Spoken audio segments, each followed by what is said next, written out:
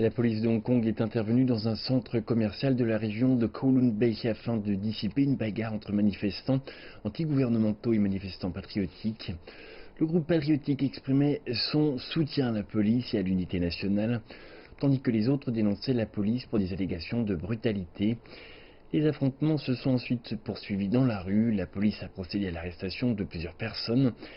L'incident est survenu après une série de manifestations qui s'est déroulée hier dans la ville, alors que des milliers de manifestants se sont rassemblés sur le pic de Hong Kong, où ils ont illuminé les collines. La fête de la mi-automne est l'une des dates les plus importantes du calendrier chinois. C'est traditionnellement un moment pour remercier, passer du temps en famille et prier pour la bonne fortune. Mais cette année, cela a changé alors que des milliers de manifestants se sont rassemblés au sommet de la Roche du Lion où ils ont formé une chaîne humaine. Des manifestants ont aussi ciblé le célèbre pic de l'île de Hong Kong.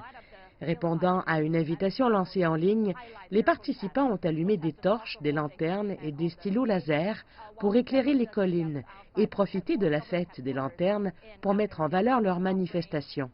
Ils ont aussi formé une chaîne humaine sur le pic, tandis que plusieurs dizaines d'autres se sont rassemblés devant le siège du gouvernement à Admiralty, brûlant des offrandes, déposant des fleurs blanches, allumant bougies et lanternes et portant des slogans de protestation. Même si je vis à Hong Kong depuis près de 5 ans, je constate que les troubles actuels dépassent de loin le projet de loi sur l'extradition des fugitifs, alors que le logement inabordable et inadéquat est aussi devenu l'une des principales causes. Hong Kong détient certains des biens immobiliers les plus chers du monde et beaucoup de jeunes doivent vivre avec leurs parents ou louer des appartements dans ce qu'on appelle des boîtes à chaussures. À cet égard, la chef de l'exécutif, Carrie Lam, a promis de donner la priorité au logement et aux moyens de subsistance des citoyens afin d'apaiser une source profonde de mécontentement.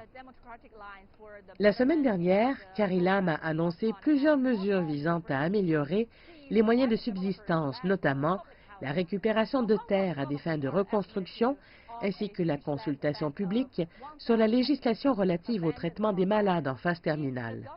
Entre-temps, l'Alliance démocratique pour l'amélioration et le progrès de Hong Kong a invité le gouvernement à saisir les terrains de promoteurs privés pour y construire des logements sociaux. On estime que les promoteurs de Hong Kong possèdent une immense réserve foncière, d'1 millier d'hectares de terres agricoles abandonnées.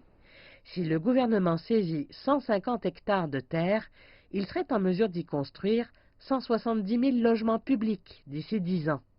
La reprise de terre peut-elle offrir un moyen de se sortir de la crise du logement à Hong Kong et apaiser les manifestations? Beaucoup croient que ça serait un pas en avant pour le gouvernement.